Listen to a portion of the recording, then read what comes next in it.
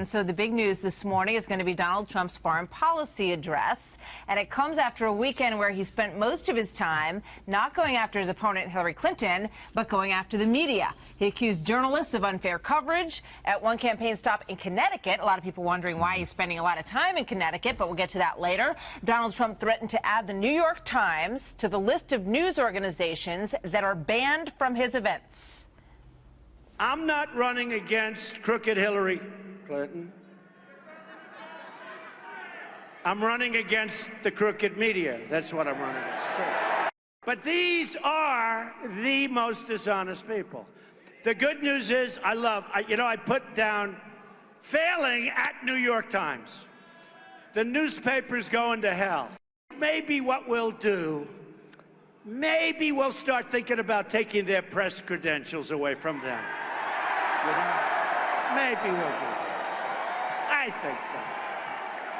I think so, he says. Good morning to John Roberts, who is live in Youngstown, Ohio, where that speech is going to take place later this afternoon. Good morning to you, John. Good morning to you, Martha, and some enthusiastic students embracing the Penguin, which is the name of the sports team and the mascot here at Youngstown State, getting ready for the start of school. Donald Trump going after the media because, well, it really plays well in the room and really fires up the base. But today, he's going to be talking about national security, specifically how to defeat ISIS and radical Islamic terrorism, with a speech this afternoon, 2 o'clock here at Youngstown State. In the state of Ohio, it's a fairly tight race. Hillary Clinton, in the Real Clear Politics average of polls, leads him by 2.6%.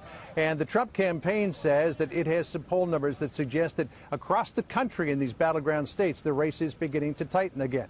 Now, what's Donald Trump going to be talking about today? Basically, three big pillars, in theory, to defeat radical Islamic terrorism. First pillar, he will make an explicit statement as the government of the United States that anyone who wants to work with the U.S. to defeat radical Islamic terrorism will be our ally. He will also give up this idea of nation building and no longer seek to remake Middle East countries into one democracy after another at the point of a gun.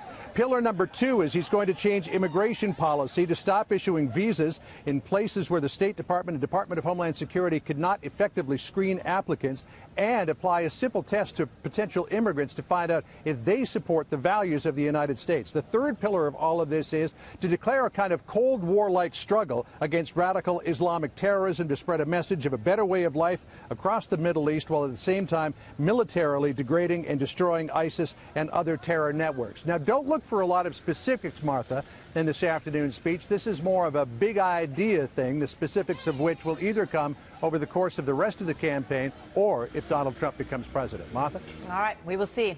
So what about this? Is he expected to go after Hillary Clinton because there's been so much discussion that there is fertile ground there for him and that he's ignored it and gone in another direction that's gotten him in trouble, John?